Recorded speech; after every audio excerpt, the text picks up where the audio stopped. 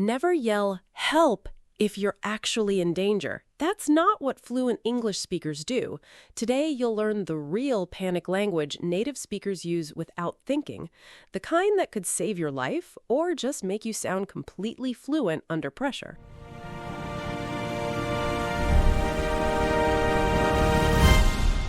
Okay, quick question. If you heard scratching outside your window right now at 3 in the morning, what's the first word out of your mouth? Honestly, probably a scream. Not even a word, just a sound. That's fair. But let's say you had to form an actual sentence, something useful, something that could save your life or somebody else's. Get out. 2 words. Short, loud, clear. See, that's the whole point of today's episode. When everything falls apart, English gets simple, fast, almost brutal, and that, weirdly enough, makes it one of the easiest times to learn. We're doing the zombie apocalypse thing today, aren't we? We're doing the zombie apocalypse thing today. I've been waiting for this one. So here's how this works. We're going to walk through a full survival scenario together, step by step, like it's actually happening to us. Along the way, you're going to pick up vocabulary, phrases, and grammar patterns that native speakers actually use under pressure. Not textbook English. Real, fast, panicked English. And then we'll slow down and explain why this kind of learning sticks so well. There's actual research behind it. There is. But first, let's set the scene. All right, picture this. It's evening. The power just went out across the whole city. You hear glass breaking 2 streets over, then a scream, then silence. What's the first thing you'd say to the person next to you? Stay quiet. That's instinct. You don't want to be heard. Right, and notice the grammar there. Stay quiet is an imperative, a command form. No subject, no you should, none of that. In an emergency, English drops all the extra words. It gets stripped down to the core.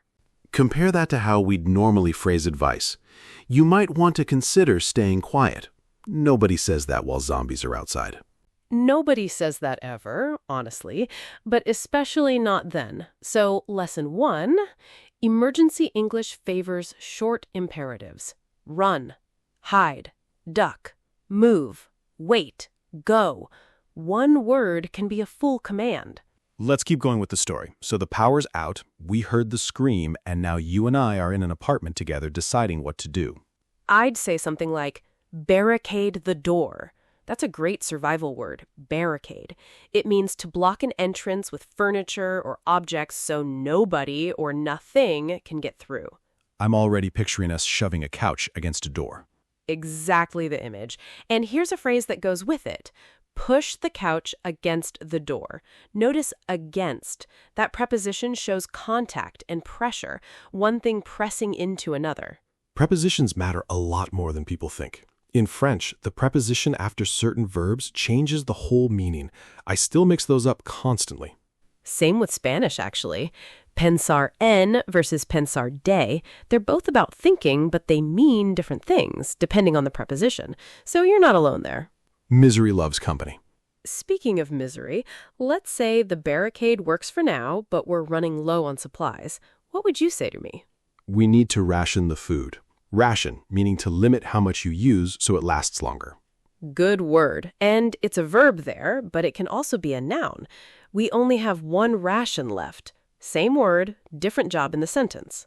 English does that constantly. Words shift categories without changing form. It drives learners a little crazy. It does, but once you notice the pattern, it actually becomes predictable. Okay, next part of the story. We hear footsteps in the hallway outside the apartment. Slow, dragging. That's the classic zombie shuffle. What do you whisper to me? Don't make a sound. Or even simpler, not a sound. Not a sound is interesting because it's not even a full sentence grammatically, but everyone understands it perfectly. Native speakers cut corners on grammar all the time when the meaning is obvious from context. That's honestly reassuring for learners. You don't always need a complete sentence to communicate. You really don't. Context carries a huge amount of the meaning. Okay, the footsteps pass. We wait, then I say, coast is clear. That's an idiom, right? Not literal? Totally idiomatic. It doesn't mean an actual coastline, it means the danger has passed and it's safe to move. It comes originally from smugglers checking if soldiers were watching the shore, but now it just means it's safe now. I love that these phrases have weird histories buried inside them. English is full of that. Anyway, coast is clear, so now what's our plan? We need to evacuate, get somewhere safer, maybe find other survivors. Evacuate is a great word, a little more formal than leave or get out, but it specifically means to leave a dangerous place for safety. You'll hear it in hurricane warnings, fire alarms, all kinds of emergencies, not just fictional ones. So even though we're joking around with zombies today, this vocabulary is genuinely useful in real situations. Completely. Fire drills, natural disasters, emergency broadcasts, they all use this exact same language. That's actually part of why we picked this topic. All right, so we decide to evacuate. We open the door slowly, and out in the hallway we spot movement. Something's coming. What do I yell? Run. Just that? Just that. One syllable, and everybody knows exactly what to do. We sprint down the stairs. You know, you told me once that you've been drilling French so hard lately that random words just pop into your head unprompted. Would cours beat run out of your mouth in a moment like this? Honestly, maybe. I've been hammering basic commands in my French lessons this month, so it's sitting right at the surface of my brain. Under real stress, whatever language feels most rehearsed in that exact moment tends to slip out first, even if English is still obviously my strongest language. That tracks with my Spanish, too. I've been drilling corre in flashcards for weeks, so it's entirely possible it would beat run out of my mouth by half a second.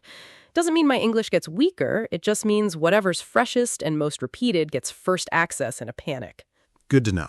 Okay, so we're sprinting, we make it outside, and we duck behind a parked car. Duck behind is another useful phrase. To duck means to lower your body quickly, usually to avoid being seen or hit by something. Ducks do that, lower themselves into water. Kind of a fun connection. It's genuinely where the verb comes from. The bird's movement inspired the action word. We catch our breath behind the car. I whisper, "Stay low." You nod. Stay low, again, imperative, super short. And low here isn't about height in the usual sense. It means keep your body close to the ground. Don't stand up where you can be seen. Then we hear a voice. Another survivor, maybe 20 feet away, whispering, "Is anyone there, friendly or hostile?" Friendly and hostile are opposites here. Friendly means safe, on your side. Hostile means dangerous, against you. In survival and military contexts, those two words show up constantly. I answer, "Friendly. We're not infected." Infected is the key word in any zombie story. It means carrying a disease that can spread to others. And notice the structure. "We're not infected" uses the passive feeling adjective form, not "we don't have infection." English often prefers the adjective route for describing a state or condition. The stranger comes out from behind a dumpster. Turns out it's a doctor, someone who actually knows what's going on. The doctor says, "This is a contagious outbreak. It's spreading through contact." Two useful words there. Contagious means it spreads from person to person. Outbreak means a sudden, widespread occurrence of something dangerous, usually a disease. Both words you genuinely hear on the news, too, not just in zombie movies. Exactly. This is real, functional vocabulary wearing a costume. So the doctor tells us there's a quarantine zone a few blocks away, a safe house where survivors are gathering. Quarantine means isolating people or areas to stop a disease from spreading, and safe house is a location kept secret and secure, used as a hiding or gathering place. We head toward it together, moving quickly but carefully, sticking to the shadows. Stick to the shadows is a great idiom. It means to stay hidden, to move in a way that avoids attention, literally staying in the darker areas. We reach the safe house. Someone lets us in. Inside, there are maybe a dozen other survivors, and the mood shifts. There's tension, but also a strange kind of relief. Someone inside says, "We're low on supplies, but we're not out of options yet." That phrase, "not out of options," means there are still choices available. The situation isn't completely hopeless. I like that phrase a lot. It shows up in real life way beyond zombies. Business problems, relationship problems, anything stressful. It really does. All right, so that's our story for today, and along the way we picked up a surprising amount of vocabulary. But let's step back for a second and actually talk about why a scenario like this works so well for learning English in the first place.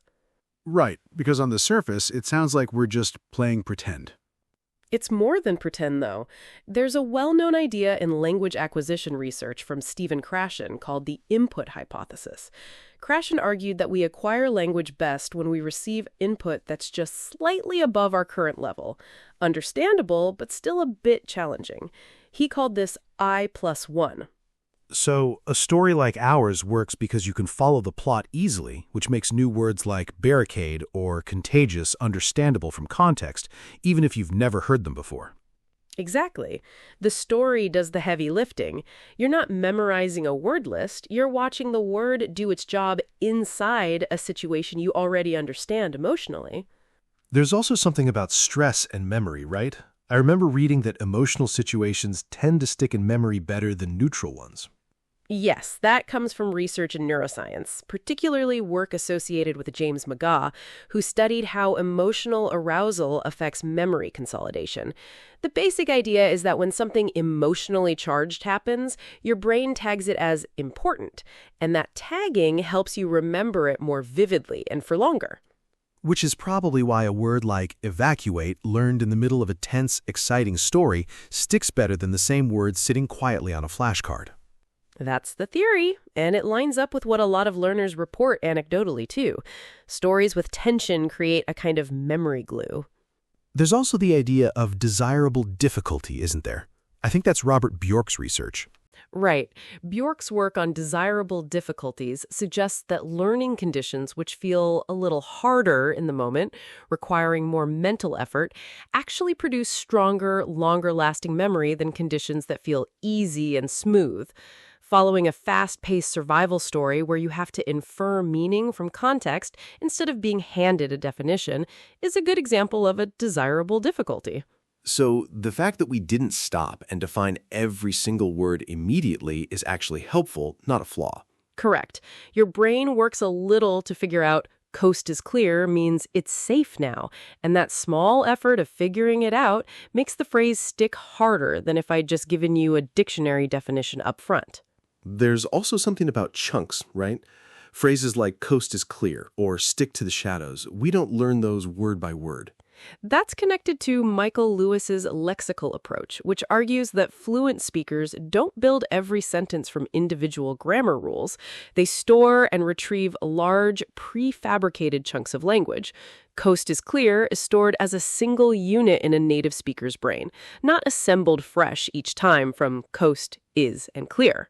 Which means when learners memorize these chunks as whole phrases instead of translating them word by word, they end up sounding much more natural. Exactly. And it's faster, too, because you're not doing grammar math in real time. You're just pulling out a ready-made phrase. This all makes sense, but I imagine some people are wondering, is this scenario just fun and games, or is it actually useful vocabulary? It's a fair question, and the honest answer is both.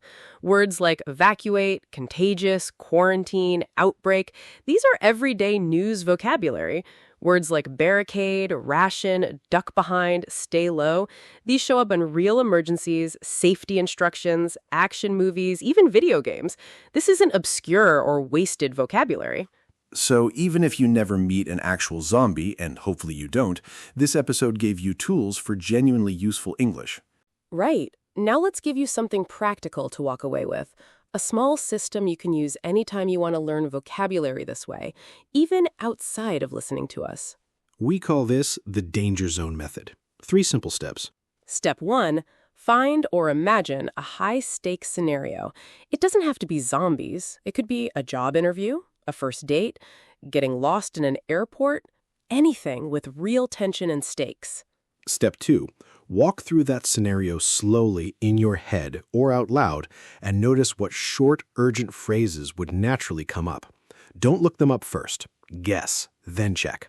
Step 3, once you've guessed, confirm the phrase, then immediately reuse it in a slightly different version of the same scenario. Repetition inside a new context cements it far better than repeating the exact same sentence. So, for example, after today, you could imagine a fire drill instead of zombies and reuse words like evacuate, stay low, and coast is clear in that new setting. Exactly. Same vocabulary, new emotional wrapper, and your brain treats it as reinforcement, not repetition. I like that a lot. Actually, let's test it right now before we move to the review. Give me a new scenario, on the spot. Okay.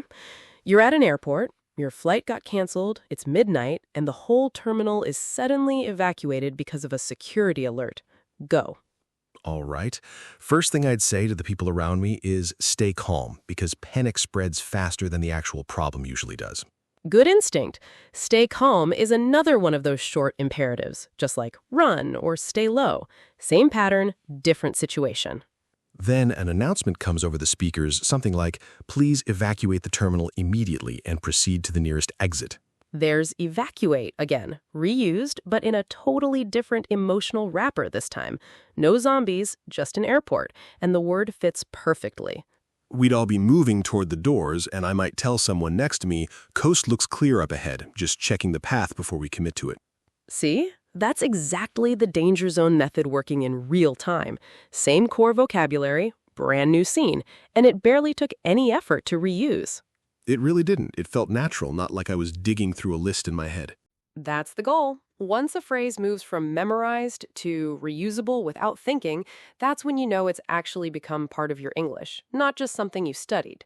All right, I think that's a solid demonstration. Let's move into the review now.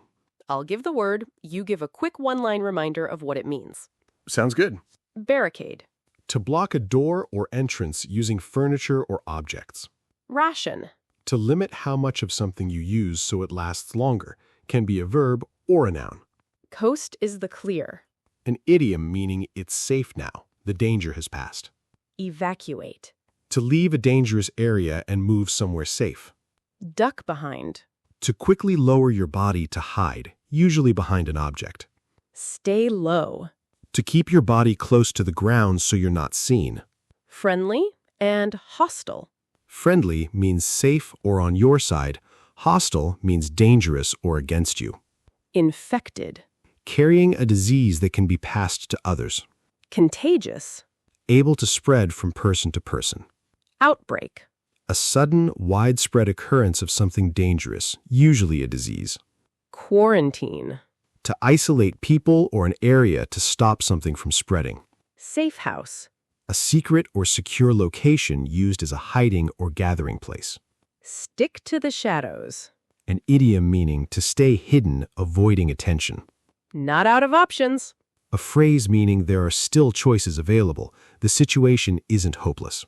Perfect. That's a solid list, and every one of those phrases works well beyond fiction.